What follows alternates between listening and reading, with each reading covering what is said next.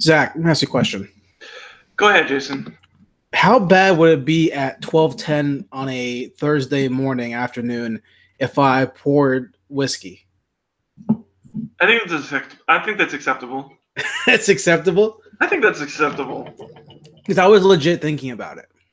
I was thinking, I've always wanted, I've never, because you always see that scene in movies where, it'll be, in the middle of the fucking day and you'll see a dude have, scotch on the rocks or something like that. And I was like, right. Why don't I just, go buy a bottle of scotch and, fucking do that? Well, I can give some recommendations on not so much scotch. I definitely can do bourbon. Okay. I have a lot of bourbon. Bullet? I had some Bullet last night, baby. I got a ton of bourbon. I'm not too knowledgeable when it comes to the scotch, more whiskey stuff, but I definitely got some bourbon. I got a couple bottles I got some Japanese whiskey. Oh yeah, that's pretty good. My brother got some when he came from Japan. He gave my mom a bottle of I don't know if it's whiskey, but it's the Viper liquor. Oh, okay. Yeah, that shit smells gross. Well, it's funny. My girlfriend's parents for Christmas bought me it's like a 2 shot, the little mini box, right? Of it's Johnny Walker. I think it's blue label. Okay. And the super fancy, expensive ass. The little thing itself was $30. So I'm like, you know what? I'll buy.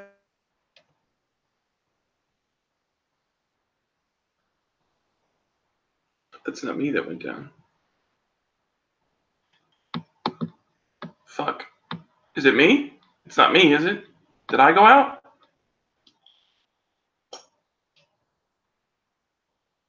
Did I go out or did you go out? I think you went out. Fuck. All right. It's all good. My internet was stable, so we're set. The show hasn't even started yet. It's recording, but we're just talking about fucking alcohol, so it's no big deal. Hey guys, welcome back to the Ticket Stubs podcast, the Redux edition. It's a podcast where two best friends get together. We talk about movies and then talk on the internet. They hang out, chit chat about movies, TV, stuff like that, pop culture, all that jazz. Games come in, books come in.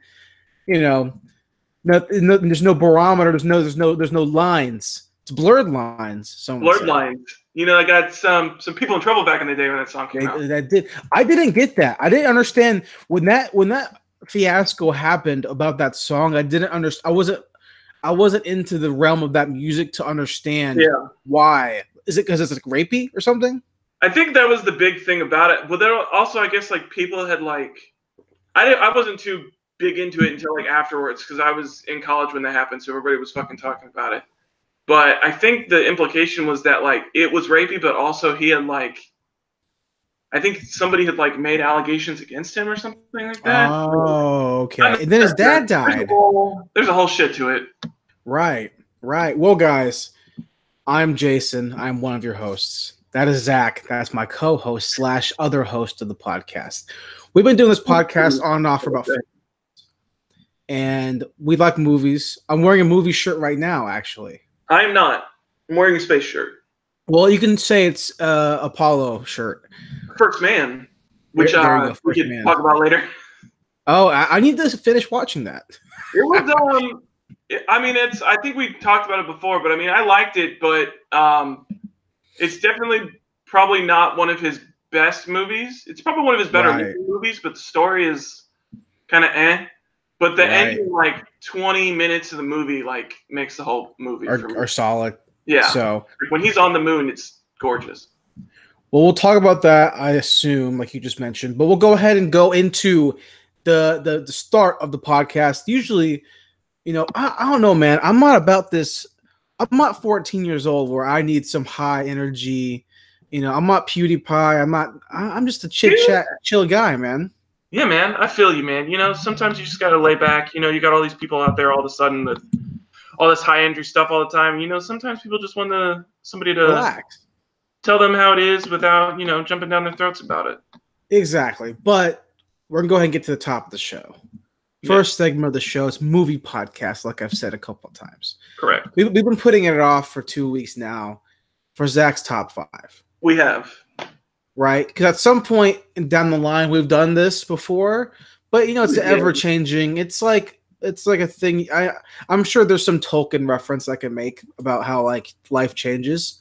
I don't know any, but I'm sure there are. Path, and we are the ones who are walking it. Exactly. You know, and it's like, you know, your favorite movies are like a river, and sometimes that river has to, you know, change. I guess I don't know. Zach, top 5 movies, man. Currently, what's up? Currently, so I did not go back and listen to our old, because I do remember we did a top 5. I did not go back and listen to it, so I think this might be a little different. Might be a little bit of the same. But these are not in any particular order. If we want to talk about them, we can, but I'm just going to run through them real quick.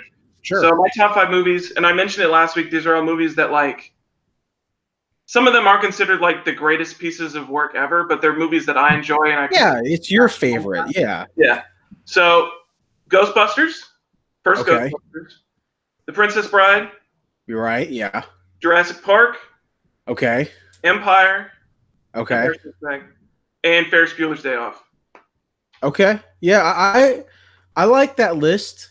I enjoy that list for the most part. Yeah. I'm not I'll mention it a couple of those things later when we get into what we've been checking out. But yeah, a solid list. I would say that people would, if they were going to critique your list, I would say it's a pretty solid list. You know, there's no like stinkers on there. No, you know, I was floating with it a little bit of like things that wouldn't came in, because I do remember one distinct movie that I had in last time that I don't think made the list this time, because last time I brought up the movie that me and my dad always watch. It's probably, if I would consider it, it would be my favorite movie between me and my father, which is Mel Brooks' Blazing Saddles. Right. And that is also a movie that I watch consistently. Not every year, but probably like every other year or something like that. I watch it a lot. Watch it with him. Which I think is funny because movies like that, like Airplane, Blazing Saddles, anything from the 70s up even to the mid 80s, really, like critics and people who are like intellectual in the filmosphere, still rate those movies as being very, very like classic movies you should watch. You go Netflix, you'll go Classic tab or Comedy Classic, you're going to see at least one of those movies, Airplane or Blazing Saddles or Money Pit or whatever those movies are. Yeah, but those movies couldn't exist today if they were made now. Like Blazing Saddles could not be made today. That would, if Blazing Saddles was made today, it would be such a lackluster piece of garbage. Yeah, just because the screenplay, the jokes that Mel Brooks makes in his movie, like any of his movies, could not be made today. His style of comedy is just not acceptable by the majority of Americans, unfortunately. Even though it's like really funny shit. I'm not even gonna say the majority, but in terms of like the critics would destroy it if that movie came out today. They'd say this movie is insensitive, the jokes are insensitive, it's not, you know, whatever. Even though Mel Brooks is clearly hilarious in most of his movies, you know, I'm not necessarily a huge fan of the guy, but he's a legend, and you can point out most of his hits, and they still stand up. Yeah. Like is Spies Like Us isn't Mel Brooks, is it? Spies Like Us is not. That's Chevy Chase, isn't it? Yeah, and Aykroyd, right? I don't think that's Mel Brooks. It might be. Let me check. Hold on. Spies Like Us. No, it's John Landis. Okay, yeah. John Landis. That movie has, I've mentioned this probably 17 times in different podcasts that we've done. That movie has one of my favorite scenes. I'm going to say it again, and I'm never going to do it right. But it's when Dan Aykroyd and Chevy Chase walk into a tent, and it's the doctor. That scene kills me. And that wouldn't be funny now. I don't know why. It's not even like it's insensitive or anything. Just I don't know if comedy writing in movies now, it's like, I don't know. It's so boring. I mean, if you look at films like, I'm trying to think about what comedies came out. I mean, you can't even think of like comedies that came out this year. Like Game Night. Boring as hell. Like, there was another comedy that was like a remake of a comedy. I mean, I was watching it a bunch lately, and it was like, I don't know why, but I somehow ended up watching like an old Game Over Greggy episode. Okay, I've been watching too, actually. Yeah, and then they were talking about Ghostbusters, and I think it was Greg or somebody who brought up the great point of like that movie is like the epitome of what comedies are in the modern age, which is like very shallow jokes, like no depth to them at all. Like most of it's like pee, pooping, and like farting shit, and really bad slapstick. Like sure. That's what comedies are. Holmes and Watson, great example of a fucking shit comedy. Right, which I didn't watch. I didn't watch either, but I heard it was awful. So, but if you had to pick one of those to be the number one, which one is the number one? Ooh, the number one. Because you have to have number one. Yeah, like 4 to 5 can be rotating cast. They're the supporting, but there has to be the best picture. If I'm looking at this list, I would probably say my favorite out of all of these. This probably just goes back to my childhood, but it's Jurassic Park. I fucking love Jurassic Park. As a kid, I love dinosaurs. I still love dinosaurs to this day. I'm a Jurassic World apologist. I love Jurassic Worlds. I didn't like the second one as much, but I love Jurassic World with Chris Pratt. No one likes the second one as much as the first one. But I think Jurassic Park is probably my favorite on that list. I just love that movie so much. It's funny. I rewatched Jurassic Park, the first one, probably 3-4 months ago, and it's not a movie that I was never a dinosaur kid. Yeah, never cared. Like I was all about like Indiana Jones, like ancient civilization and stuff like that. I'm all about that stuff. Dinosaur stuff, I missed the boat, man. Like I never really cared about it. I knew a lot of kids who were like, when Lost World came out, I'm pretty sure everyone was getting the Burger King watches and all that shit, right? Which if you're born after 1999, you have no idea what I'm talking about. Yeah. The fact that Burger King gave out toys like that, like movie deals.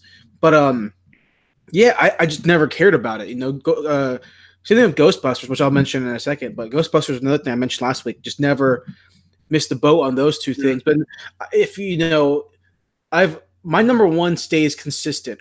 My whole life has been consistent. Yeah. I've mentioned this before. I've said this 1,000 times. It's always been Back to the Future 1. Yes. Always been my favorite movie of all time. It's the perfect movie. Nothing you can do can make the movie better. Right. Just the best. And 2 or 3 obviously are not as good, but I still love those movies. Yeah. Coming close to fucking Back to the Future 1, not even close. Like in my scale, like it's like if Back to the Future 1 is here, the next one is like down here, which is my number 2. That's always been Godfather Part 2, which is a fantastic fucking movie. That's perfect. Yeah. You know, it's another perfect movie. But right. Yeah, definitely. I get your list, man. Ferris is fantastic. It's up there. It's my top 10 for sure. Yeah. It's actually funny that you mentioned Indiana Jones because I think Jurassic Park and like the archaeology thing is what got me into watching Indiana Jones. Oh, okay. So that's the leap that I made with that. But yeah, I love Indy's good too. Oh yeah, Indiana Jones is fantastic. I mean, that's the one. And we've been on this. We've had I think a topic about this before at some point in prior episodes that about franchises and sequels and reboots and stuff like that. And I think so. I remember when Force Awakens was coming out. I swear I could be wrong, but I can probably pull it up. I think that Harrison Ford like dangled his role as Han Solo coming back as long as he got Indiana Jones. I could be wrong with that, but I'm pretty sure that's what the case where he's that might have changed by now, but I do remember that article because I think we covered that back in the day when Force Awakens was like ramping up. That I think he said like, I'll be Han. I'll come back if I could do Indiana Jones 5 or something like that. Right. You know, and I rewatched Crystal Skull probably within the last 6 months. It's been within the last 6 months. And I've seen that movie twice. Yeah, I think I've only seen it once. Yeah, they lost me when they brought in aliens. I don't know. I know all of us, our gang of guys, Keelan, Shaquille, Kyle, when we were like in high school, when it came out, we saw it in Durham, North Carolina. We were up there for a convention. I think we went and saw it, and it was underwhelming, right? Yeah. So I seen it again, and I remember most of it from 10 years ago, however long ago. Yeah. Seeing it again recently, it's fine. I mean, it's still not Indiana Jones is what I want. Yeah. But it's fine. And if Indiana Jones 5 happened to be Shia LaBeouf as Mutt, whatever his last name is, then I honestly wouldn't mind because he wasn't the worst part of the thing. I think having a kid is kind of weird like that, but I mean, it wouldn't ruin the story. It'd be fine. Indiana Jones could pass it on. I don't know what they're going to do I wish that I want them. old. They won't do it, but I want them to get Short Stack from Temple of Doom and have him take up the mantle. That'd be really cool. What is his name? What's the fucking He's the same guy from the Goonies. No, what's his Short Round? Short Round, that's his name. That's what it was. No, yeah, like he's a little too old now too. Yeah. Yeah. So and I get that, and I know a lot of kids, man. Bringing it back to Jurassic Park, I know a lot of kids that were so into that movie and that franchise, and they were people even now whenever they release new Fallen World stuff, they like fly off the shelf, dude. Go blitz, and I'm like, why? It's fucking Jurassic Park, dude. I don't get it. I think dinosaurs are kind of lame, but that's just me. But whatever. That's a good movie. I was a big dinosaur kid, so that was high up on my list. But well, let's go ahead and segue right from your top 5. Yes, and I'll leave the rest of my top 3 a mystery. Nah, it's pretty easy. Brick, Rian Johnson's in there. Empire and Return of the Jedi always go back and forth, but usually it's Empire. Yeah. And then probably something else like fucking some Arnold Schwarzenegger movie, probably, or some shit, you know? I mean, or something like that. No, or it's a John Hughes movie, whether it's Ferris or Weird Science or whatever, but probably Ferris, honestly. But that's up there as well. So pretty generic ass top 5 for my and me. I love Alien. I'm wearing an Alien shirt right now. Alien's great. Yeah. Terminator 2 is up there. Terminator 2 is good.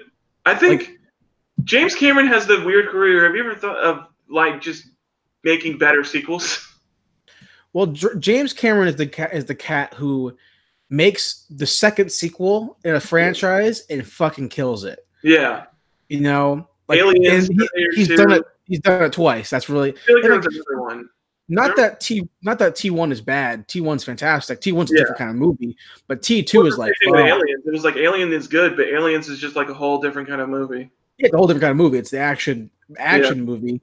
And Alien, like T1 is pretty much Alien. You know, it's unstoppable creature thing that's hunting down people, and and it's unstoppable. And that's and the female lead is having to get stronger and become more whatever. Yeah. So T2's in T1 are up there, but Alien's up there too. The problem with Aliens is that every other Alien movie sucks. Yeah. I mean, besides Aliens, obviously. Aliens is great, but Alien 3, Alien Resurrection, Alien 4, whatever, fucking Covenant. Prometheus blows. Prometheus sucks. So let's go ahead and move into what we've been checking out this week. Yes. Zach, what have you been watching, if anything? If reading or playing or whatever? I started, quick thing is I started reading Dune. About 50 pages in. It's really fucking complicated to follow. Yeah. Because the point of view switches like 3 different times in a chapter. It's very strange. And he writes omniscient, doesn't he? Yeah. It's like, I don't know, it's strange because the first 2 chapters are very omniscient, but then the 3rd chapter is like almost entirely, no, that's not even true. Because it does switch between his teacher and Paul, and it's very strange. There's a lot of like ping-ponging back and forth between like characters' point of views. And if you're not like reading close enough, it's very easy to like get lost from like who's talking. Like in the middle of the chapter, there was like a point where he was having a flashback, and I thought it was the person he was originally talking to, and I was like, wait, this is a flashback. What the fuck is going on? When did we get into a flashback? I don't know, it's very strange and nebulous, but I'm enjoying it so far. I'm liking the world building that he has, but yeah, it's a lot to follow. I've never finished the book. I have some Barnes and Noble like special edition version of it. And every science fiction top 100 list, Dune's in the top 15 probably. Yeah. If you search best space operas, it's in the top 5 most likely. But the fact that it's omniscient, I just can't. I get so. Also, the spice and the fact that my main hero's name is Paul. Like, I just don't like that stuff. And that's dumb. That is a strange. Well, it's like that, and then you've got like Lady Jessica, but then you've got other names that are like Kufat, Hawaiian, and I'm like, you can't have like weird ass names and then like normal ass. Like the mixing makes no sense. Like it was like you gotta have weird fucking names, or people have to. It'd be like the equivalent of listen. Well, here's exactly what it is. It's like, listen, Frodo, you and Pippin and Mary, where the fuck his last name is, and your buddy Sam. And Sam. Go meet Aragorn, aka Strider, aka, and meet his girlfriend, fucking whatever her name is. Oh, what the fuck is her name? God, her dad's Elrond. What's her name? Erwin. Go meet Erwin or whatever, Erwin in Rivendell, and meet your buddy Craig. Yeah. Like it makes no. It's just dumb, you know. And like, obviously, it's such a surface level like gripe to have, but I have to buy into a lot of details for me to get into a book that's like deep like that. And that book has so many fucking intricacies that I don't know if I have the patience. There's a lot of stuff going on, and there's a lot of like he throws a lot of like words and terms, and that's the thing. It's like I like when books are imaginative, but like when you throw just like words and terms out there and you give like no context for what they are, like he talks about like elite soldiers or anything like that, but there's no like description of them. There's like no thing of what they look like, so it's like I don't know what to like visualize while I'm reading this. So I end up reading like stock like Green Beret shit or something like that because I'm like I don't know what to think of. Like you're giving me nothing to picture with. Right. So, well, what else you been checking out? True Detective season 3. Caught up with my first. You talked a little bit about it last week. I caught up and watched the 3rd episode. It reminds me a lot of season 1. Very similar. Very similar. A lot. Let me ask you this though. So I watched episode 3 too. Yeah. Do you? And this is a spoiler for season 1 if you haven't seen it yet. But if you haven't, I don't give a shit. Do you think the Native American guy is the killer? Because in season 1, the lawnmower guy was the killer. Do you think that he's the killer? That's the thing that it was like Nick. He's clearly not. Obviously, he can't. He likes to like he likes to throw out red herrings like that. So I feel like that's one of those things where it's like he throws that out there because he knows. What was in that bag? What was in the bag in his house? That body bag thing? I thought I was watching an after show of it. There was an after show on YouTube called The Flat Circle that they do a really good like half-hour after show of it. And they brought up the fact that one of the guys brought up the fact that like he thinks that like that guy's just gonna end up because he's like a Vietnam War vet and he was like infantryman, and so he feels like the lawnmower guy is gonna like John Rambo the town because those guys beat the shit out of him. And like that's his breaking point, and like he's just gonna like end up like going on a shooting in the middle of the town. My thinking is this, and maybe I'm off base here, which is my new favorite phrase. Is that they kept saying where your kids at, where your family at. Yeah, he killed his kids, and that bag is he's taken away his kids because they said where's his family at? I don't know. They just left. Well, they said that in the interrogation. He said that his wife took his kids. But where's your wife at? I don't know. That's true. He says he doesn't. I had no idea. I came back and it wasn't the same. I wasn't the same. I bet he killed his damn kids. He could have. Not that it matters. It's not. I mean, whatever. It's not. I want to know who. I want to know who took the kids. When they keep hinting at or keep saying that the girl's alive, the girl didn't die. Yeah. So we know that for 10 years between 1980 and 90. Okay, well then you have to flash back to the 90s a lot because she's gone for 10 years. Yeah, I feel like it's gonna end up being like I don't know because I don't know what they're gonna do in 2015 because like they show Stephen Dorff, who I love by the way, in the 80s and the 90s, but in the 2015s it's just him. So I'm wondering if like something happened to Stephen Dorff or something like that in the 90s, like maybe something ended up like happened to him while they like end up revisiting the case and stuff like that. I don't know. How good is Scoot McNairy?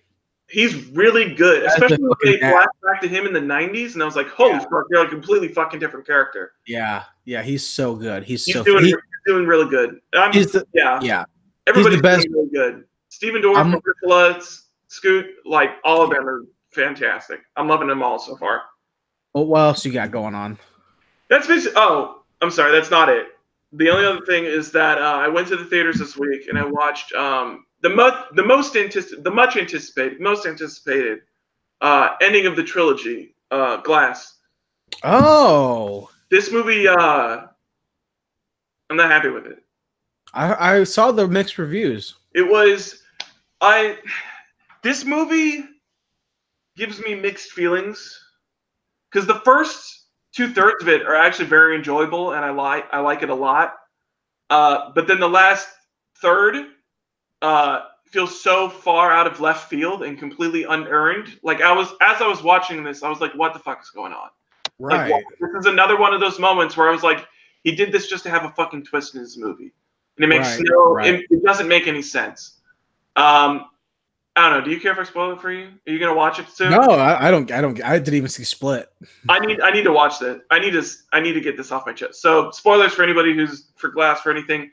So basically, the end of the movie, you end up figuring out that because the whole point of the movie leading up to the end scene in the parking lot is that this psychologist is trying to convince Sam Jackson, Bruce Willis, and James McAvoy that they don't have superpowers and that it's all in their head, and she keeps supplanting all these things with like really like not that good of evidence, and then she's like, oh, this is fact, and Bruce Willis is like trying to counteract her, and then she's giving them like this really like too convenient like evidence, like the fact that she brings up one point where it's like James McAvoy's character like bends the bars and Split, and as like a show of like superhuman strength, and he brings it up. He's like, how do you explain the bars bending? And she's like, oh, they're like super old and like they're from the 80s. And so they're like rotted. And it was, I did it myself with a wrench. And I was like, but he did it with his bare fucking hands. Right. So I was like, it was that. And then it was like, they were talking about, because he got shot at the end of Split. And then she was talking about how he was like, how do you explain that I survived getting shot? And she was like, oh, we checked the bullets and they're super old. And that they were like, actually like kind of, basically she said that they were like defective, and that's how he like and I was like, where the fuck are you, like what asshole are you pulling this out of? Like it makes no sense. But then of course for the end you end up figuring out that they do have superpowers, and she's part of a secret organization that kills superheroes so that they can't be part of the public. And I'm like, where the fuck are you pulling this out? Like it makes no fucking sense. Like it was too convoluted. And then Sam Jackson's whole point was that he was trying to like show the world that Bruce Willis and James McAvoy had superpowers, and they were like going to go to this tallest building, and then they ended up like just fighting in the middle of the parking lot. But he knew that there was cameras all over the place because she installed cameras for God knows what fucking reason. She installed like 100 cameras in this psychiatric hospital. So she installed like hundreds of cameras, and then you see him like doing some tapping before the like final thing, like he was doing some hacking thing, and they're like, what the fuck is he hacking? Turns out he was hacking the live footage so he could record it so that he could send it to 3 characters that you don't care about. They send it to Bruce Willis's kid, Anna Taylor-Joy from Split, and then Sam Jackson's mom. And they end up releasing it to like show that like superheroes are real or some shit. I don't know. The ending, I was very upset with the ending. It didn't make any sense. It all felt very unfair. He just like pulled it out of his ass. I don't know. Isn't Bruce Willis's power like super strength or something? He's super strong, and then he also has like premonitions almost, where he can like I remember that more bad by touching them. Yeah, I remember that. Superpowers than like the super strength. I consider that more of a superpower than like the super strength thing. But, so why doesn't his super strength let him break out of the fucking jail or the psychology? Oh, so they explain that. So his jail cell is made entirely out of metal, and then they hooked a water like a water tank outside that they have nozzles all throughout his cell. So if apparently it like goes off to like if he has a hint of aggression, he gets sprayed with like fire hose pressure level of water like on him, because water's his kryptonite weakness, right? And so like they spray him with like fire hose level pressure of water if he like tries to like dent his cell or anything like that. No, okay. But then Sam Jackson turns it off and he breaks the cell door and like to show. So when they're sitting there talking to the lady in the trailer, why can't he just get up and leave? Yeah, I don't get that either. Because if he's super strong, he can't. Is he not invulnerable? I don't know. Okay. I think. Well, I don't know. They never actually like. I don't think they ever showed him. Because you have to be, because if you're super strong and you punch it, he's not invulnerable because I'm pretty sure he gets stabbed and unbreakable. I think he's just super strong. Okay. And there are guards in the room, so I guess like the implication is if he tries to do it, he'll get shot. So but you know how like you have to be. Super strength and invulnerability are different, but they have to go hand in hand generally. Because if you're super strong and you punch a car, you're gonna break your hand. Yeah, because he's super strong, and then I think he's like, because I know he got stabbed in Unbreakable, and because he got stabbed and then he fell in the water, the pool or whatever, and that was the big thing in Unbreakable. But I don't know, because it's like that. But then there's a point where it's like he has to at least have like enhanced durability or something like that, because he like repeatedly slams his shoulder into like a steel door to break it. Because if you're strong but your body isn't yeah, like his shoulder would have like been like, first of all, it would have dislocated on like the first hit, and then it would have broken and like repeated, like he slams into the door like 6 times. Like his shoulder would have been like shattered. Yeah, it would have been like, it should be like My Hero Academia is a perfect example of a person who has super strength but isn't invulnerable, because the main guy can like break his arm and shit. Like it makes sense. His body breaks if he uses too much of his strength. Yeah. Yeah. So cool. Well, I'm not gonna watch that. So. Yeah, definitely. I don't know. I mean, the first 2/3 of it are really good. Like all the stuff in the psychiatric hospital is great. It's like it's all great character work, and then the ending just like feels, I don't know. It was completely deflating for me. Oh, and also, second spoiler: all of them die. They all get killed. Oh, okay. Bruce Well, of course. Gets drowned in a puddle. James McAvoy gets shot in the chest, and then Sam Jackson comically falls out of his wheelchair and breaks every bone in his body. Oh, okay. Well, I mean, but glass, I guess. I don't know. Not my favorite movie of the year, for sure. Yeah, I had no desire to see it, honestly. But I didn't see Split. I saw Unbreakable. I desired to see it because I saw Split, and I mean, I had watched Unbreakable, and I saw Split, and Split was great, and I was like, oh, well, if he does something like Split, maybe. But I guess I was thinking about it. I was talking about it with a coworker afterwards, and the reason that Split works so well is because you don't know it's an Unbreakable. You don't know. Yeah. It's literally just a story about him having multiple personalities, and then at the very last second, you found out it's related to Unbreakable. So I guess that works, because the whole time where you're like, and it's the Unbreakable universe, I don't know, it just doesn't. A lot of it just doesn't make sense. It's very strange. Sure. Right. Yeah. I get that. But that's what I was watching. Okay, cool. Well, I have a couple things I'll run through. I binged last Friday. Punisher season 2 came out. Yes. I binge watched the entire season in a day. Did you like it? Yeah, I think it was really good. It's everything about the first season I liked. This one did the same thing. It was a lot of action, a lot of gore, a lot of blood, a lot of violence. But like way more like 80s action hero, where it was like just like balls to the wall the whole time. Yeah, it's very extreme. A lot of fun action. Story wise, in terms of the actual plot line and writing, don't really care about it. There's some deep military veteran messages there, which I think are interesting and they're good. I don't really care about Jigsaw as a villain in terms of the way he looks. I think he's a fine villain in the show. I think Ben Barnes, who plays him, does great in it. Visually, not that impressed with the way he looks. I saw that he just had like a couple of scars on his face, which is like he's a couple, but not enough. It's lazy work under that, but they also want to make him. He's a good-looking guy. They want to make sure his face is still good-looking to an extent. You know, he has some plot lines between him and other people he's with that I don't really care about in terms of that. I would have had more Punisher time. Yeah. They shoehorn Karen in there again. Don't care about her at all, especially with the Punisher. Don't care. Yeah. The storyline between the Punisher, between Frank and this younger girl, that's some really good stuff. But they have the girl's storyline and they have Frank's storyline with Jigsaw, and they're constantly going like parallel until they finally converge. I didn't love that idea. I was hoping that maybe one was going to end and they would be able to focus on one. But at the end of the day, I really liked the girl's storyline involving Frank way more than Frank and Jigsaw storyline. Right. So I honestly would have loved to have it just be focused on. Was it like a Jack Reacher? Because that sounds like what happened in Jack Reacher. Never Go Back. Well, what happens is, no spoilers here, I was kind of mention the general idea, is Frank's, after season 1, Jigsaw's in the hospital. Frank doesn't kill him because he's whatever reason. So Frank's out living his life, and he's at a bar. And then a girl comes in the bar, and then people are after. So Frank steps in because it's Frank Castle. Yeah. He gets involved with her, and now they're worrying about her. People are trying to come kill her, so he's worrying about that while he's getting contacted by his friend back in New York City, saying, "Hey, by the way, Jigsaw escaped from the hospital." Blah blah blah. So you have to multitask, and it almost split the focus a little too much. And I kind of wish it was pinpoint focus. Right. even though the girl's storyline reminds me very much so of fucking Banshee.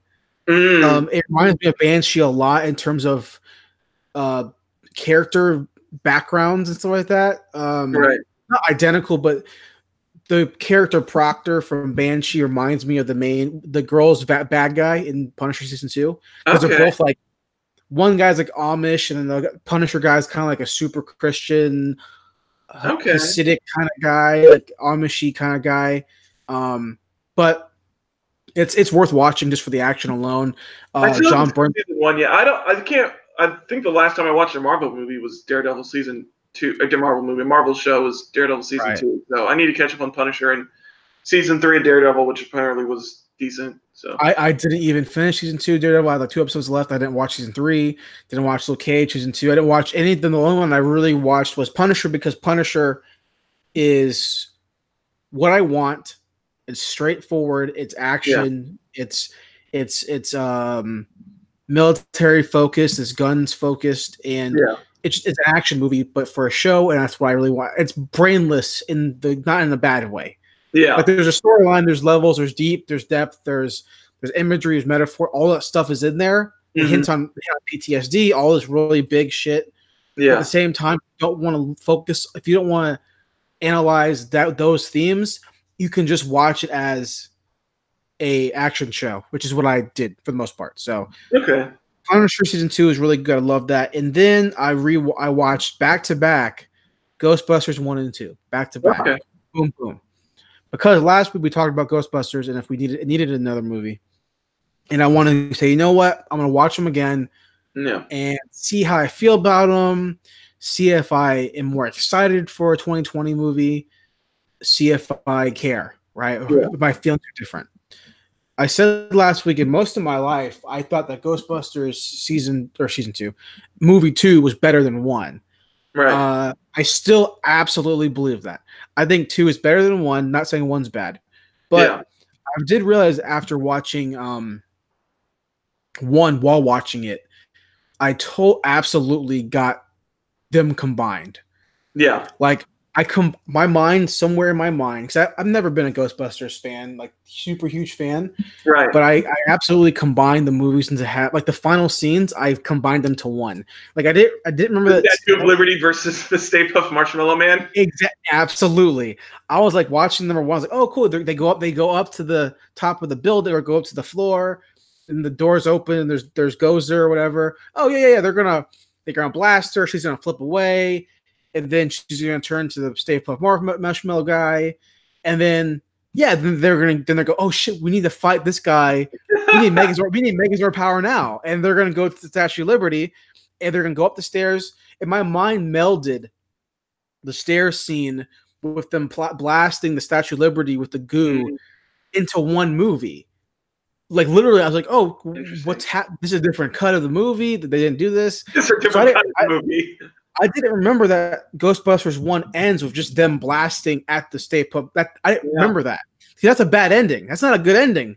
That's a pretty like lackluster. It's a fucking big ass god marshmallow thing, and all you do is blast it with 4 different beams. I know they cross the streams, I think, don't they? But they cross the streams.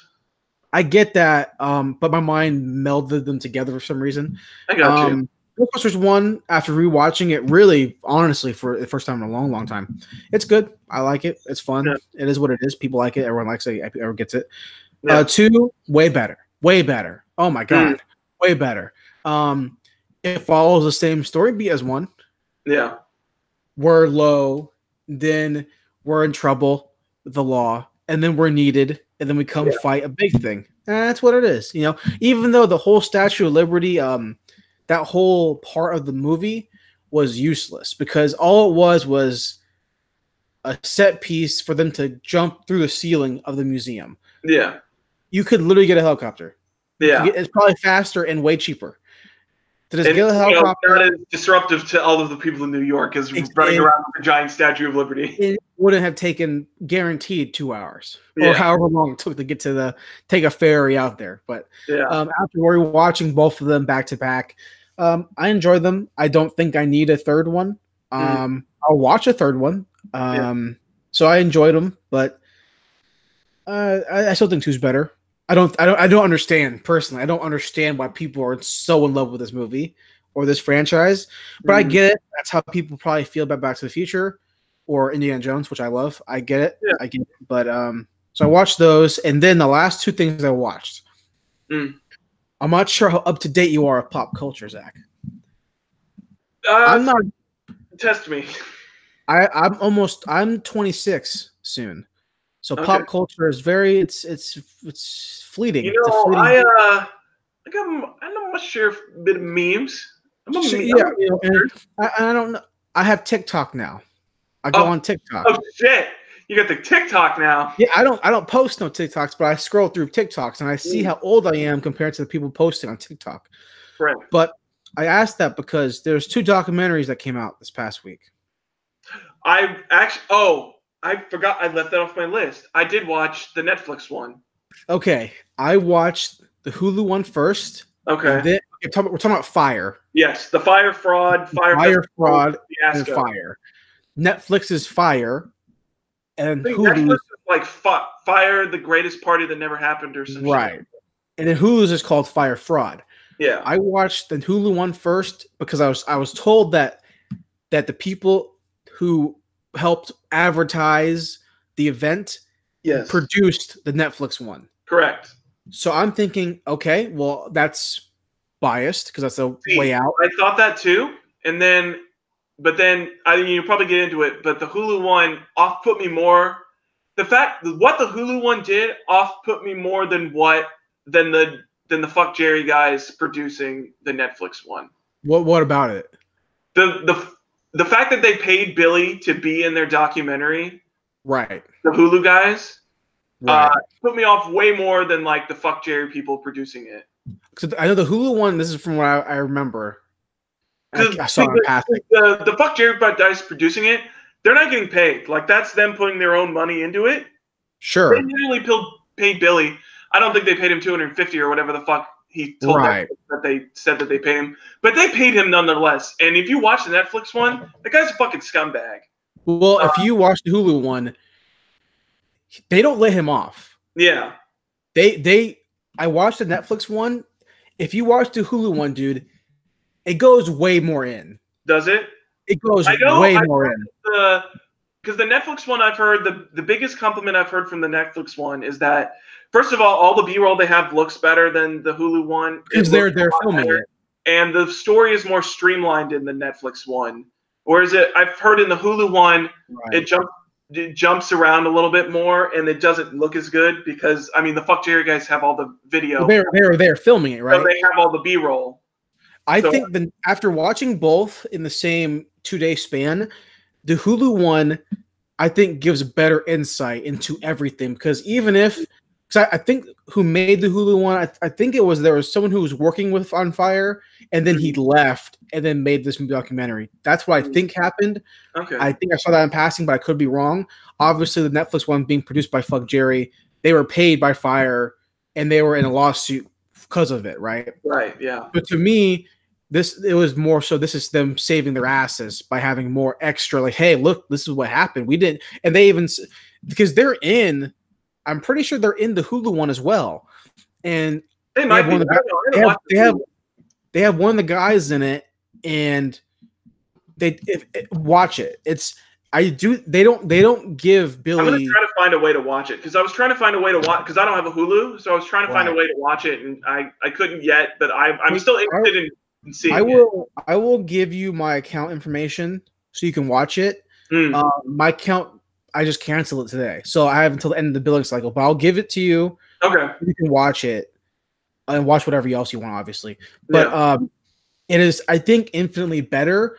They definitely go more in. Like when you watch it, you'll see that the people making the Hulu one and making Fire Fraud, when they're talking to Billy, they ask him some shit. They don't deviate from asking him hard questions. They ask him some hard questions. He can't answer them or whatever. He says he can't answer them. Right. They go in and they show that he is a liar way more. Right.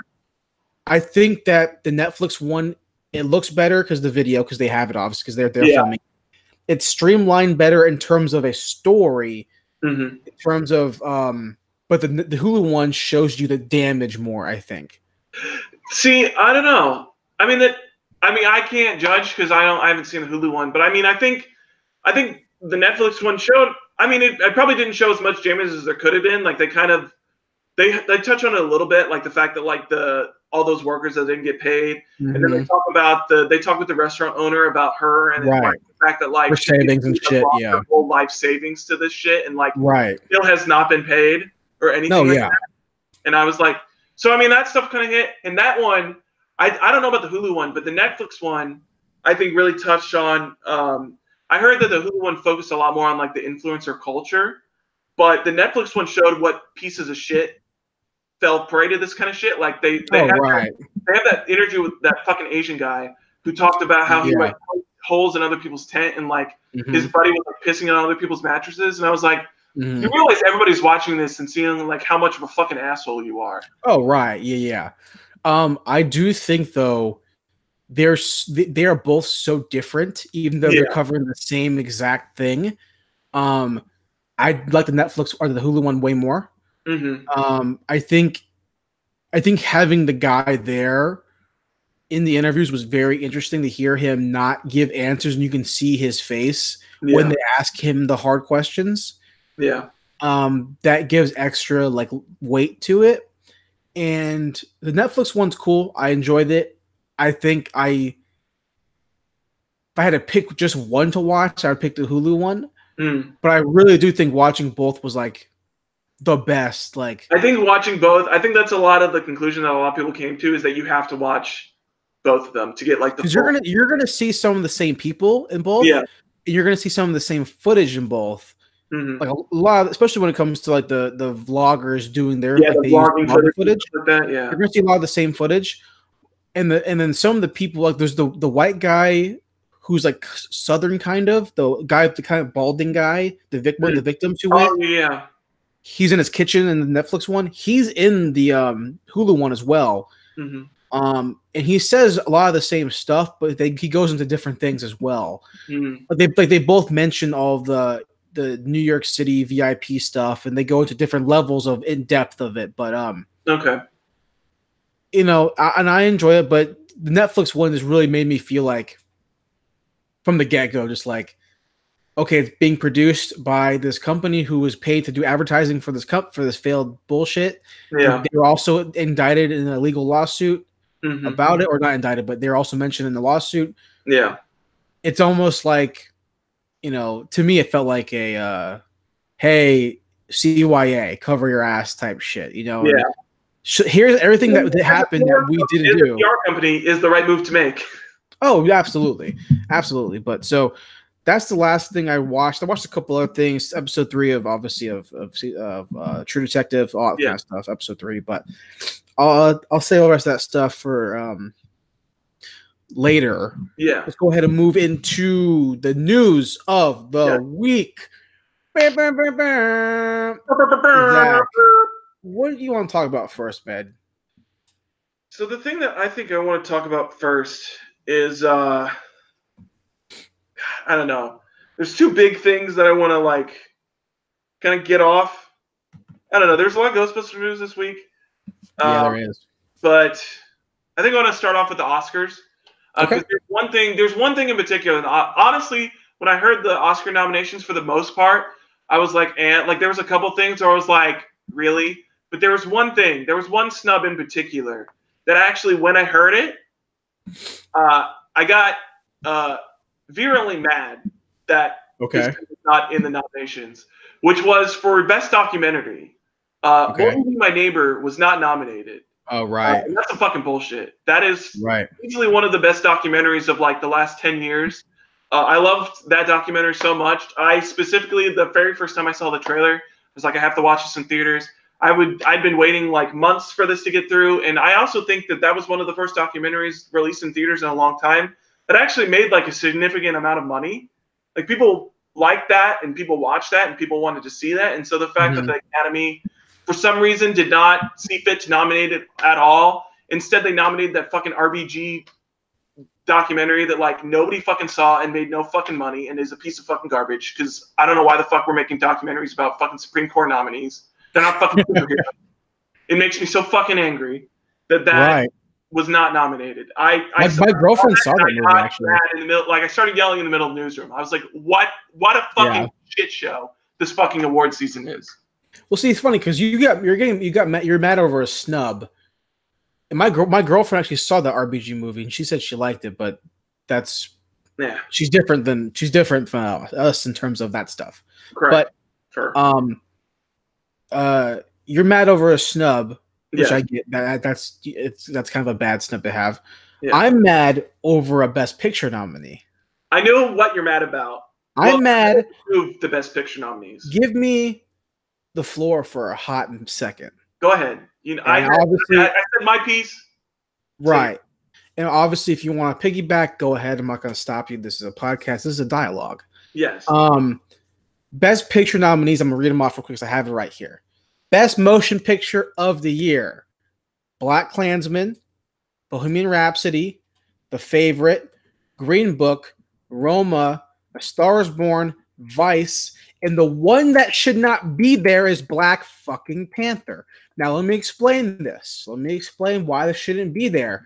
It's very easy. I'll summarize it really quickly.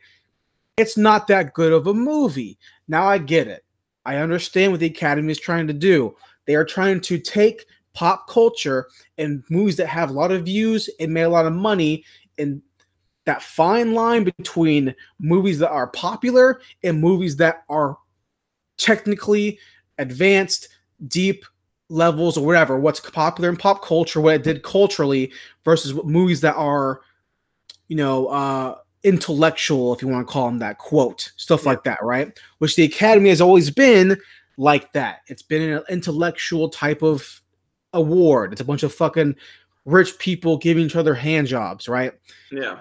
Black Panther is not in the same caliber of BlacKkKlansman.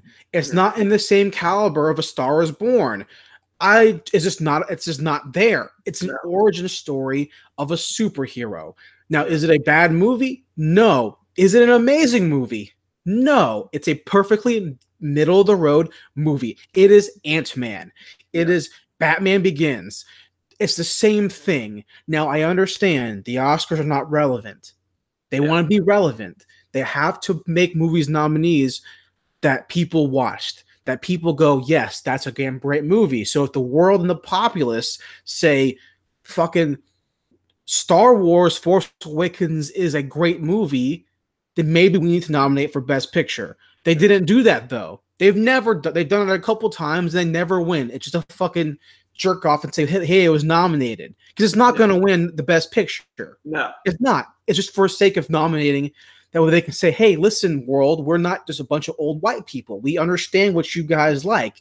But at the same time, it shouldn't be there in terms of quality of movie. I'm not saying Ryan Coogler is a bad director. He's a fantastic director. It's a great movie. He's a fantastic writer. He's a fantastic filmmaker. Yeah. Black Panther is not worth the nomination. We can run back through nominee lists of the past 10, 15 years. We can run back movies that won the award.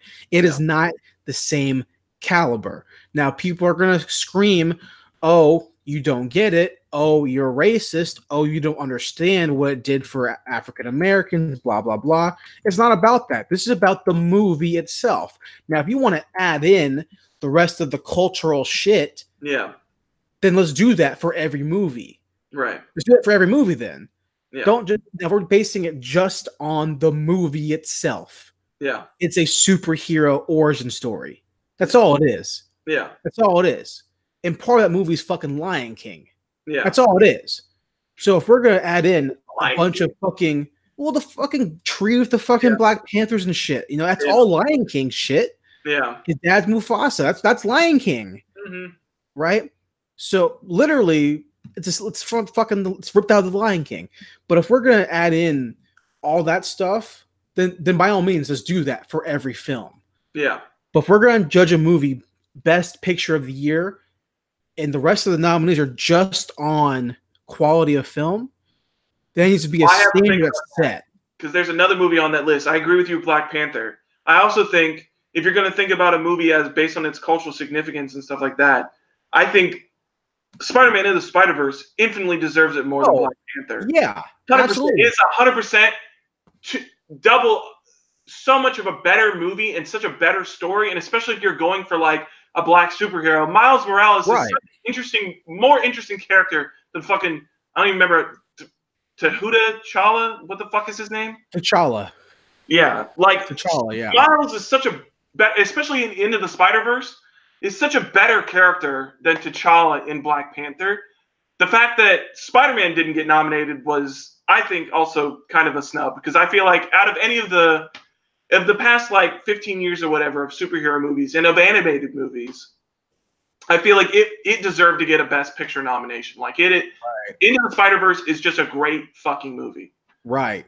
And also on movies that shouldn't be there based on quality of movie, why the fuck is Bohemian Rhapsody on there? That movie blows. Sucks. Right. It's awful.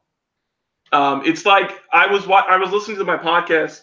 I listened to them a little bit. They were talking a little bit about it.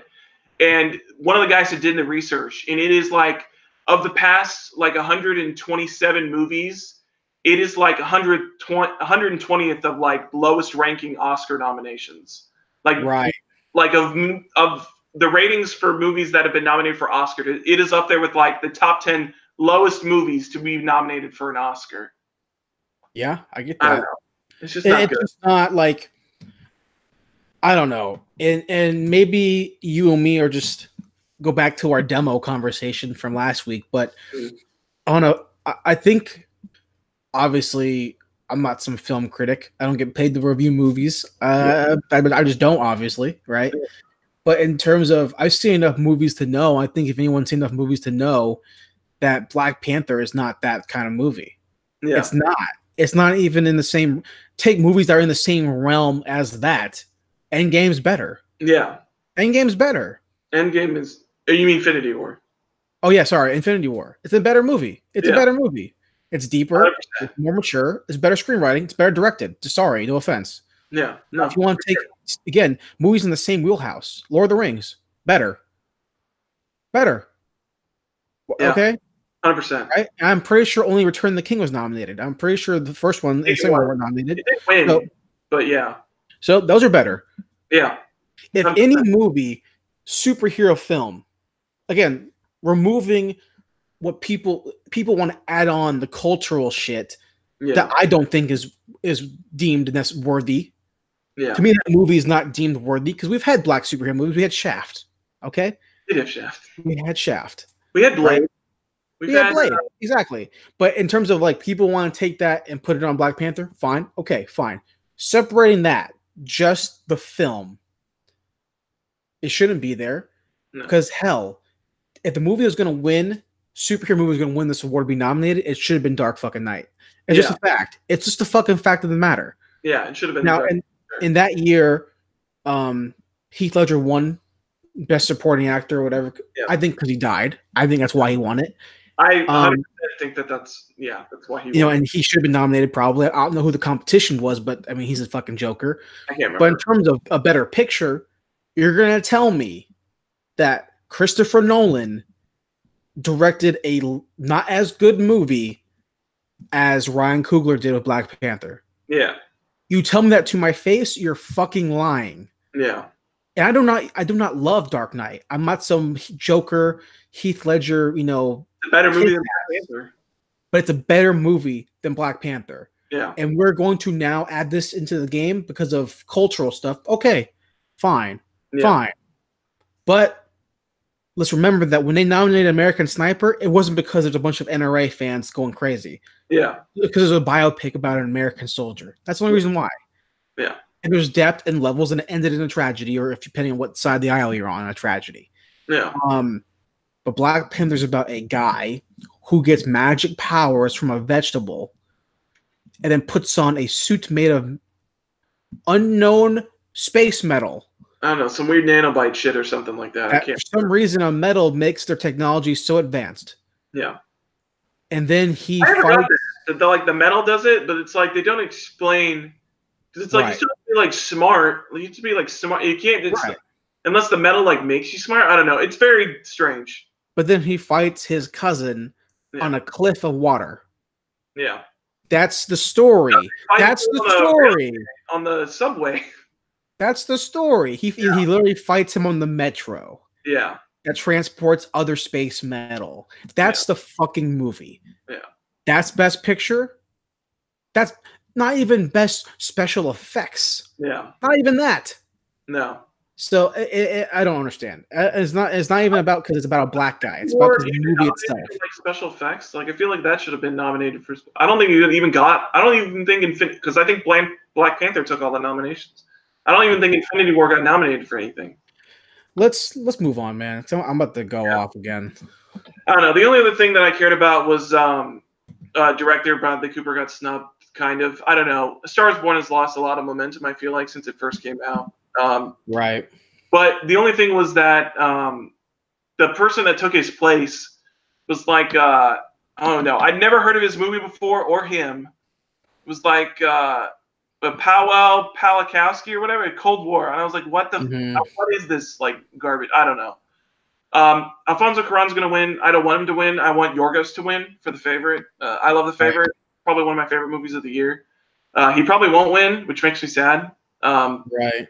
From what I've heard, Roma is a boring ass movie until like the last minute. I didn't love it, and I love Alfonso Cuarón. And The Favorite kept me engaged the whole time. So as far as like better movies, I feel like the Favorite is probably one of the best of the year. In my opinion, I love The Favorite.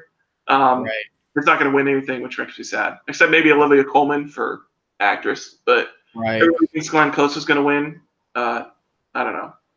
That's the biggest thing. The biggest thing I wanted to bring up was Won't You Be My Neighbor, and then you brought up Black Panther. So I don't know. There wasn't too much other things. I'm going to for other news. I'm going to go ahead and skip my Leslie Jones news. Yeah, because I don't want someone to say that I just hate black people. even though her comments were fucking dumb. Because that movie was a fucking dud. So stupid. The movie was a fucking dud. It was considered a flop by the franchise numbers. Yeah, of course. They don't owe you anything, Leslie Jones. Jesus Christ. Your movie sucked. Why the fuck would they continue a story that sucked? And that everybody... yeah. Let's go ahead. I'm going to go ahead and say this, though. Edgar Wright. Okay. Yes. I love Edgar Wright. Yeah. You love Edgar Wright. Correct. Two things about Edgar Wright. Yes. Baby Driver 2 script apparently has been finished first draft. We'll see that probably in 3 or 4 years, I'm assuming, depending on where they go with it. But the big thing is that his next movie is going to be a psychological horror thriller. Yes. 3 fucking combos of genre.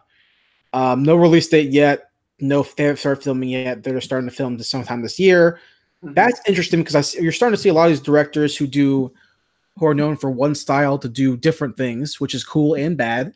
I don't like horror films, so we'll see if I watch it. Especially they've got especially with the thriller aspect onto them. I think I'm more inclined to see them like a Get Out or something like that. I think I'm more inclined to see those than like a straight up horror movie. I don't know. I watched Halloween and I was like, that was the first time I'd actually watch a slasher movie in a really long time. It's just not something that grinds my gears like that. It's not something that really gets me going as much. So I don't typically watch those movies as much, but I don't know. I mean, I love Edgar Wright, so I mean, I'm willing to give it a shot. So and pretty much anything he's attached to, I'll check out. Yeah. Speaking of Baby Driver, do you think that we need a Baby Driver 2? No, definitely don't. I don't think we do either. I don't know. I mean, I definitely don't. Did it even make enough money to warrant it? I mean, I know. I don't know if it made. I guess it did. I mean, I guess so. Yeah, I guess. But most of his movies do pretty well. Yeah, I mean, I loved it. But I don't know if I want to go back to their. They're not smash. They're not fucking smash hit. They're not Black Panther. Yeah. But, I mean, they make good money. I think. Does at box office or something. He's known for making solid flicks, and people know who he is. He's a household name in terms of that. Yeah, budget was $34 million. Box office $230 million. Mm-hmm. So that's way more than enough to make to warrant the second one. So yeah. Plus the main character's a good actor. People like him. He's a young guy, cute guy. The girl's a cute girl. I get it. I get it. So yeah, I get it. What else you got? You want to talk about anything else, or you want to go ahead and move into our next topic? Yeah, I'm good. I think we can move into the next topic. Cool. So our main topic of the week is upcoming films in 2019 that we're most excited for. Yes. And we both made a list of about 10 to 5, depending on who you are. And I couldn't. But I assume there'll be some overlapping. So sure. I picked 10. Not all 10 I'm dying to see, but 10 are movies that I'm looking forward to see. I would say movies that I'm definitely interested in seeing. Yeah. Until it gets to the top 3, and then those are movies that I'm like excited for. Right. Okay. Well, I didn't even put them in order. I didn't either, but I just know that there's 3 that I'm saving till the end that are like. Okay. Perfect. Perfect. Well, if you want to go ahead, you want to do it like 1-1, 1-1. Like, how do you want to do this? We can just go back and forth, tit for tat. I like that. Sure. Well, you go first then. Okay. So the first one that I wanted to bring up, I feel like I have to bring this one up first because I think it's coming out fairly soon. Which is a movie, and I believe we talked about last week, Velvet Buzzsaw. Oh, really? It comes out soon? I think it comes out in like February, I believe. Oh, wow. Okay. Nice. And I'm excited for it. Looked really, really good. I'm excited to see it. Jake Gyllenhaal's being Jake Gyllenhaal as an art critic. So, yeah, I'm excited for that to come out. Nice. I'm going to do 2 real quick because they come out tomorrow. Okay. So the first one is The Kid Who Would Be King, which is that King Arthur reimagining for you with young British kids. Yeah. Tomorrow. Looks like Percy Jackson. I think Percy Jackson is attached to it. Maybe the director who made that movie. Looks really fun. Looks interesting. Looks like a good time. Nothing super deep. The second one is a movie called Serenity, which stars Matthew McConaughey and Hathaway, Jason Clarke. But the big selling point for me isn't even the actors. It's director. Stephen Knight made a movie with Tom Hardy called Locke. And I have screamed from the fucking mountaintops about Locke. Locke's a great movie. It takes place in a car. It's a fantastic movie. Stephen Knight is awesome. I think he did some crime stuff too on BBC. Maybe I forget. He did a couple crime shows too. He's a really good writer. Really, from what I've seen of his directing stuff, he's pretty solid. So Serenity comes out tomorrow as well. So me and my buddy are actually going to see Serenity on Tuesday. Nice. Yeah, I'm so excited to see that movie. You're gonna tell me how it is then, because I probably won't be able to catch it until later. Yeah, it's only playing at one theater in our area, which is like it's the theater in like the Market Common area, which is like I think it's the only theater we have that like gets like any limited releases at all. Right. I gotcha. Yeah, I'm excited for that. Yeah. The next movie that I saw is a movie that's also coming out fairly soon. I've been excited. I wasn't excited for this movie the first time I saw this trailer, but the more I see about it and the more I'm reading up for it, I'm really excited to get into the theater and watch this, which is Alita Battle Angel. I want to see it so bad. It looks like so much fun. I love Robert Rodriguez. He always has a fun. I always feel like he has a fun time with his movies, and when directors have a fun time, I have a fun time. So I'm really excited to see it. Plus, it's got Christoph Waltz in it, being Christoph Waltz. I haven't seen him in a movie in a while. I don't think since like I can't think of a movie that he's been in since like James Bond. I think was the last movie that I remember him being like really attached to as like a prominent thing. I can't think of anything since that. Big Eyes, Bright Eyes, or some shit like that. I guess he was attached to that. I didn't watch that though. Is it Big Eyes, Bright Eyes? Big Eyes, the one where he's like a Big Eyes, yeah, or from his wife or something like that. That was 4 years ago though, so that was 4 years ago. Oh my god. Yeah, it was 4 years ago. It was Tim Burton movie. That makes sense. That makes sense. Makes so much more sense in that movie now. Yeah. So. But yeah, that's the next one I'm excited to see. They had to change her eyes, right? I think they made them a little smaller, but they're still kind of big. James Cameron fixed what? Okay, well they look better now. Yeah, it looks a lot better now than that. That first trailer, they were like obnoxiously big, and I think they toned them down a little bit. Oh, let me send you this link because I don't even think they changed the size. Let me change. I sent you this link from Slash Film. But not by making them smaller. If you scroll down, you can see comparison back to back. You can see from the original to the current. We didn't want the fix to be smaller. Instead, they were actually tweaked to be a bit bigger. Huh. Maybe it's just the CGI looks better. I don't know. You scroll down and see the second shot. It's the lighting in the eyes itself, the shine, the iris, whatever. I just remember when that first killer came out and everybody was like flipping out because her eyes looked so weird. They look weird. They look she was crazy. They look much more normal now. Yeah. Yeah, even though they're still fucking huge. Yeah, they're still big ass eyes. But did you happen to write down when that comes out? February 14th. Okay, cool. Yeah, I'm excited for that too. And I never really watched the anime. Yeah. I never watched the anime, and then I was interested in. So they have all the. I guess there was like a collector edition that came out for all the manga recently, in like 5 volumes or something like that. And you can get them all on Amazon for like $100. Oh wow! So I'm thinking of picking that up with my next tax return. Hell, fuck. Because I saw it in Barnes and Noble, and I was flipping through it a little bit, and the artwork looked amazing. So are they hardcover or anything, or they're just they're hardcover, and they've got like the thick pages inside. Like nice.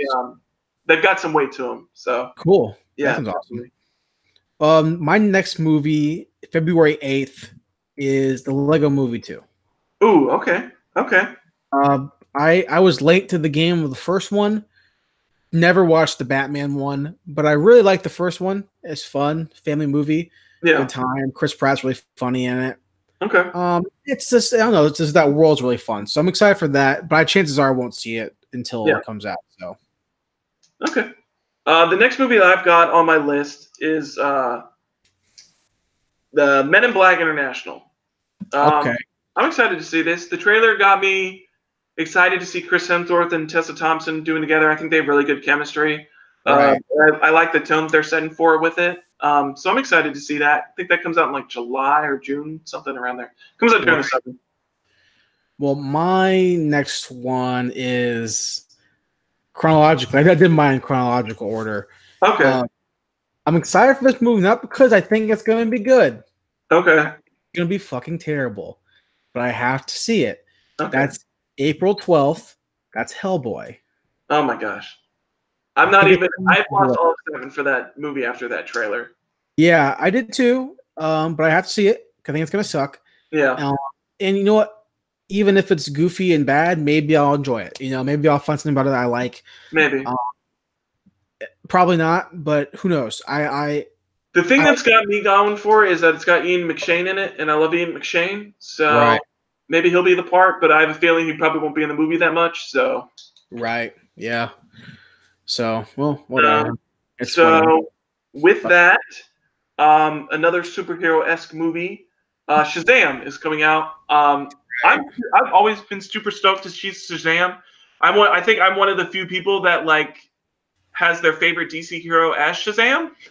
Yeah. I always loved the character of a kid who could say a word and get superpowers. I think it's super awesome.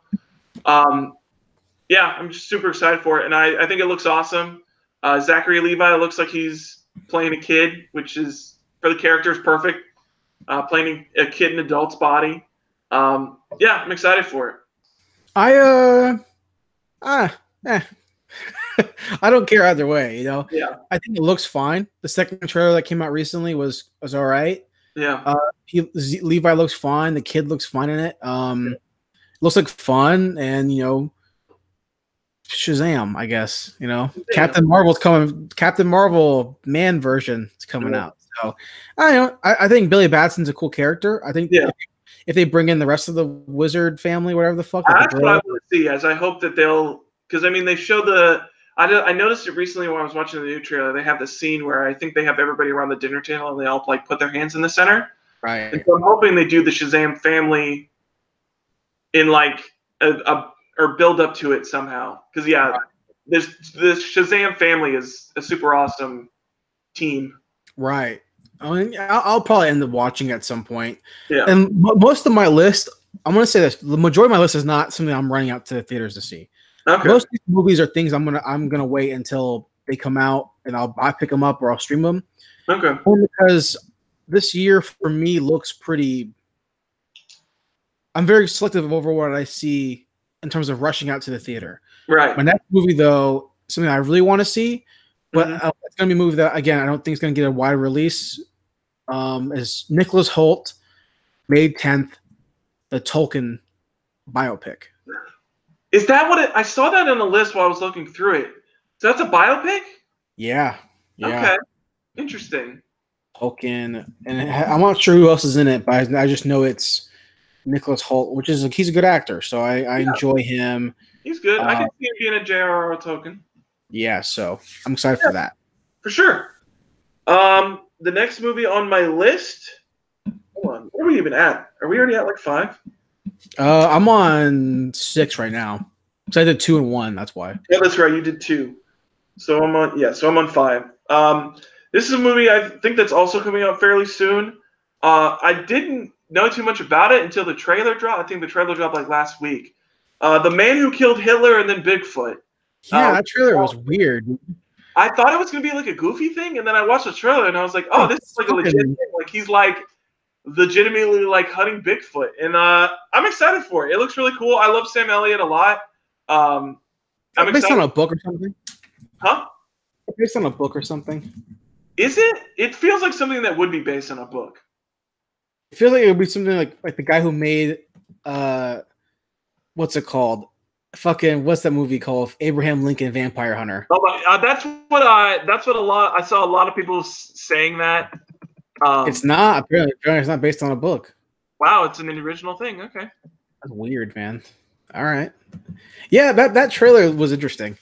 It's like super like dark and like deep. Super dark and serious, and I was like, oh, yeah. I didn't realize that the Bigfoot movie was going to be so serious.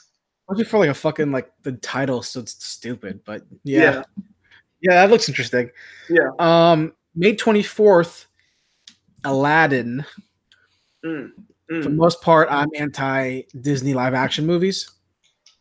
I'm still on the boat about them. I don't really care. Yeah, I didn't see Cinderella. They did Cinderella, right? They did. I didn't see Cinderella. They did Cinderella. I watched. I did see it. I saw Beauty and the Beast. I don't give 2 shits about Lion King. Yeah, but Aladdin's a great movie. I'm excited. It's the one movie I think that. You excited to see Dumbo? No, man. Dumbo looks so dumb. You want to see Danny? It's the boy, Danny DeVito. It's me. Yeah, but it's Tim Burton. Yeah, it looks like Tim Burton. It definitely looks like Tim Burton. Yeah, but no, Aladdin is Will Smith, man. You know? And then you mentioned it's the Pink Power Ranger. Mm-hmm. And then some other guy. Hell. Guy. Some dude from something. I'm excited for Aladdin. Maybe that'll change after a trailer. But it's a movie it's the one Disney movie that I think, besides maybe like Mulan, I actually would see. I know they're making a Mulan. They are, yeah. There's a big controversy over not having a Chinese person or something. But yeah, who knows? So I'm excited for Aladdin. I mean, to be honest, if you do Mulan and you don't cast a Chinese person as Mulan, that feels kind of dumb. I mean, I don't care. If it's Asian, I guess. I mean, like hell. Yeah. Well, yeah, Asian, I guess. I mean, if it's still an Asian person, then I think the controversy was they casted a not Chinese person. I could be getting this completely wrong. They cast a non-Chinese, but they were Asian. Hold on. I have to know this now. Hold on. I don't know. That feels ridiculous. Casting. Here we go. Controversy. Here we go. Here's what it is. Tell me about it. This is from HuffPost, which they're not like me. They're not my favorite place. Fair enough. Hold on. Maybe this ain't that. Nope, this ain't the same. This is their article. I'm thinking of a different article then. That ain't it, Chief? I don't know. Whatever. Fuck it. Forget it. Fuck it. Who cares? Yeah, hold on. Mulan, Chinese actor. Actress. So excuse me, Google. Forgive me. Okay, whatever. I don't care. Let's keep going. Who gives a shit? I don't know. Oh, you did a lot. Okay, so what's it put me at? Like 6 or something like that. Spider-Man: Far From Home. Okay. Yeah. I'm excited for it. Looks good. Jake Gyllenhaal being Mysterio, Tom Holland being Spider-Man. I'm there for it. Yeah, I'm excited for that movie. Yeah. Like I mentioned last week when we talked about the trailer, I'm not like jumping out of my boots for it, but yeah. I still think they've severely fucked up with the marketing for that movie by having that trailer come out instead of showing it at the end of Endgame. Yeah, but it probably would have been better. But what can you do? My next movie is something that I never thought I would fucking say. Okay. In my life. Okay. As a film fan. Okay. But because I've railed against this guy for years. I still rail against this guy for years. I still will. But I'm excited for this movie. Okay. July 26th. Once Upon a Time in Hollywood. Quentin Tarantino's new movie. Not even because it's Quentin Tarantino. People see movies by him because it's Quentin Tarantino. Yeah. Which I get because there's so many directors I watch just because it's that director. Yeah. That's not why I want to see it. The fucking cast list is insane. Cast list is incredible. It stars DiCaprio, Pitt, Margot Robbie, Damian Lewis, Emile Hirsch, Dakota Fanning, fucking Scoot McNairy's in it, Al Pacino's in it. Like, excuse me, stacked fucking cast. That's an ensemble of killer talent. So no matter who's directing that movie, I'm going to see it. Yeah. And you put the storyline based in something that I think is interesting. Yeah, Charlie Manson thing is it's super interesting time, and I'm interested in that. So that's gonna be good. And to be fair, to give Quentin Tarantino credit, even though obviously my opinion don't fucking matter to Quentin Tarantino, to give him credit, he makes shit quirky and he takes crime stuff and Tim Burton's it. That's my best analysis, right? He takes dark shit and makes it Tim Burton-y. Not in the way of like he twists stuff to make it like different, right?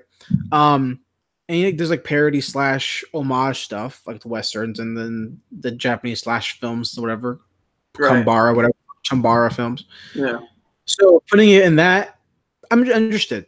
I mean, this reminds me of like Reservoir Dogs type of vibe in terms of like what the description says. So, Once Upon a Time in Hollywood, July 26th, stacked ass cast. I'm excited for that. Surprisingly, for sure.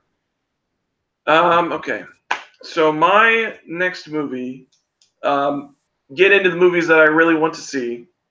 First off, oh wait, no, hold on. I got one more before I get into that. Yeah, go ahead. Before we do that, Scary Stories to Tell in the Dark. You mentioned that a couple weeks ago, didn't you? I did, because there was some update on it. I can't remember what it was, but it comes out August 9th. Guillermo's producing it. I'm just interested in it because of, the childhood thing. Like, I read these books as a kid. I'm interested to see them on the screen. I'm interested to see how kid-friendly they're going to make this, because technically it's like a kid's book. So I'm interested to see what the visuals are going to look like and how they're going to mesh, like, making a horror movie with, like, making a kids thing. Like, is it going to be like an actual like horror movie? Is it going to be like a house with a clock in the walls or something like that, where it's like scary themes but still like a kids movie? I gotcha. I'll tell you that I will not watch that movie. Is anyone in it? Anyone famous in it? Anyone really popular? I don't even think I've seen a cast list for it yet. Honestly, okay. Let me look. Interesting. Yeah. Scary Stories to Tell in the Dark. Let's see. IMDb. Where are you at? You always have the cast list.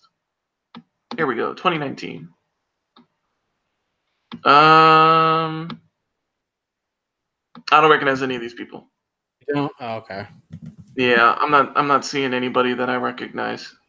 Oh, biggie. Well, my next one is probably what I'm excited for the absolute most. And I didn't even know this was coming out until I Googled upcoming movies in 2019. Huh. Okay. So this movie's coming out on October 11th or 18th. I've seen 2 different dates for it. October. And this movie is a remake, reboot, whatever, of an old ass franchise. And normally I'm iffy about franchises, you know this. But this movie, exactly what you're talking about. This movie I have to see. Stacked cast. This movie solely. Yeah, this movie single-handedly made me like goth girls as growing up. I knew it. Yep, I knew exactly what you were going to talk about. This movie single-handedly made me like Christina Ricci growing up, besides Casper. This movie's the reason why, even though they're not the same person, why Winona Ryder was a big part of me in high school. How did I not hear about that he was in this movie? God damn it. Yes, I know. I fucking know. The Addams Family, October 11th, 18th, starring Oscar Isaac, Charlize Theron, Chloe Grace Moretz, and then the fucking kid from goddamn Stranger Things and Nick Kroll.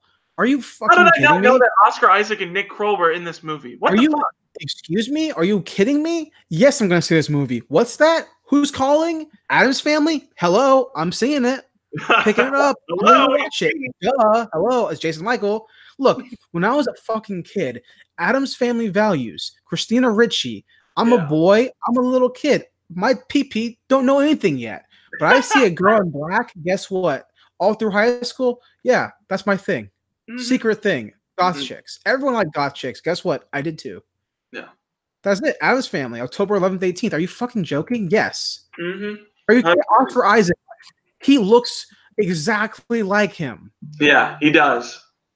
Just put him a fucking mustache. He looks just like him. Mm-hmm. And then Charlize Theron has this fuck. Oh my god, are you kidding me? Yeah, that's perfect casting. Give that casting director a goddamn Academy Award. Yeah, it's done. Now here's the big issue: can Chloe Grace Moretz play Wednesday? Who knows? Probably not. It's hard to figure out. Who's Nick Kroll playing? Is he playing Uncle Fester? Yeah. Nice. Good Uncle Fester, dude. Seriously, good casting. Only person they're missing now is John Mulaney somewhere in there. Oh my god, yeah. But so that's my next one. That him be Lurch. That would have been the best. They could have put him on some high heels. Oh. Yeah, I'm excited. I'm genuinely excited for that movie. So yeah, no, that's a good pick. Good pick. What you got next? So the other thing, so this is my official top 3 of movies that I'm very excited to see.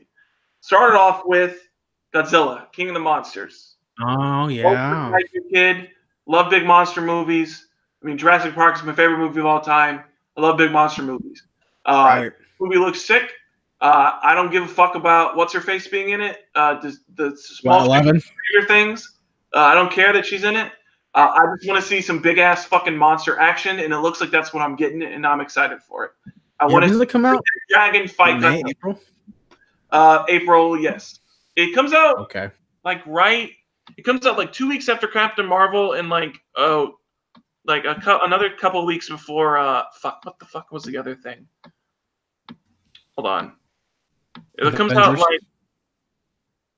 Let's see. Oh, it comes out in May. Hold on, May 31st. Okay. Comes out a month after Avengers. That's what it was. Okay. I didn't want to do that too close because I was like, if it comes out at the same time as Avengers, it's gonna get fucking destroyed. Well, my second to last one is November 8th, so 10 months away. Okay. It's a movie that I'm only going to see it out of pure interest of how it's going to fail. Only reason why. Interesting. Okay. November 8th, and we saw a poster come out about a month ago. And the poster's bad. Because it's Sonic the Hedgehog. Holy fuck, I forgot about this movie. Yeah, I'm so from my memory. Why would you do this to me? Excited to see this movie out of pure hope that maybe it's fucking good. For no reason. Maybe it's good. But we know it's gonna be good. It's going to suck. It's going to suck so bad. It's gonna be awful. And I love Ben Schwartz, dude. I really like Ben Schwartz. Has that casting been official yet? That Ben Schwartz is in it? Yeah, he's Sonic the Hedgehog, dude. Damn. All right. Sonic the Hedgehog. I think he is really funny. He's really funny in Comedy Bang Bang. I'm excited to see what his eyes look like. I'm excited to see how everything looks like. Yeah. I'm excited to see how the running looks. Dude, those thick ass yeah. eyes. I'm excited to see how the running looks. I'm excited to see how he talks. I'm excited to see Eggman. I'm excited to see how many rings there are in this movie. Are they gonna do Chaos Emeralds? Is there gonna be Supersonic? I'm excited to see Amy. If this movie doesn't have Supersonic in it, it automatically fails. Yeah, I'm excited to see Amy. I'm excited to see Shadow, Knuckles, Tails. I'm excited to see the whole cast. I'm excited to see what's the other one? Rouge. I'm excited to see the giant rabbit. I'm excited to see Cream. I don't remember what the rabbit's name is, but he's giant and he's purple and he fishes and I love it. And I'm excited to see Metal Sonic, and I'm excited to see Shadow say Chaos Control. I'm excited to see Silver do some telekinetic bullshit. Mm-hmm. And then the water guy. Yes, the water guy. And I'm also excited to see them those levels where the scene in the movie where you have to dig as Knuckles or Rouge into different stuff to get shit. I'm excited to see the scene where you just have to follow Tails as he's flying up and down trying to avoid all these other pesky creatures. Now, let me ask, over under. I'm not sure if you ever bet before, but I bet on sports games, right? I have not, because I'm not good at guessing. Okay, so over under, right? What's the over under of the percentage? Give me your percentage, just to make it easier. Give me your percentage. What's it going to be percentage wise? You give me your percentage. Obviously, 100% being 100%. Mm-hmm. Give me your estimate, your guess for the percentage of the opening scene being Sonic going down a hill on a piece of metal and skating on it. Oh.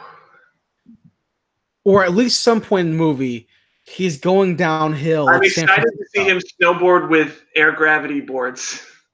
Right. I think the percentage of that thing being in the movie is 60%. I 60% think we're going to see him do some weird anti-grav surfing shit in the middle of the city. I want the theme song to this movie to be Escape from the City from Sonic Heroes. And if it's not Escape from the City, this movie fails. That is an iconic song.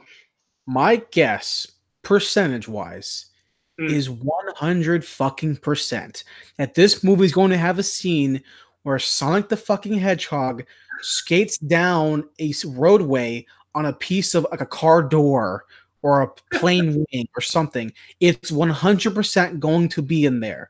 Because when you go to YouTube and type in Sonic the Hedgehog, I guarantee the top 10 searches are a scene from that game. I guarantee it. What's next for you, Zach? Next one for me. Avengers. Avengers. Yeah, I mean, yeah. There. It's a good movie. Closing it out. I wish they would just end Phase 3 and not do Phase 4. Yeah. Because they're greedy. I get it, man. I'm greedy too. I love the money. Yeah, Avengers. I'm excited. My last one, November 27th. I mentioned it before. It's Rian Johnson's new film, Daniel Craig, Knives Out. It's a new neo-noir film. I'm excited to see him not fuck up a franchise. Yeah, he does good movies when there is by himself. Yeah, I think he does. I'm excited to see him not do a movie. Yeah, where he has to rely on like rules that other people have set up. Exactly. So I'm excited for that. Chris Evans is in it, I believe, as well. So it's a good cast. It's a stacked cast. I'm pretty sure. What's her name from fucking Halloween is in there too. What the fuck is her name? Jamie Lee Curtis.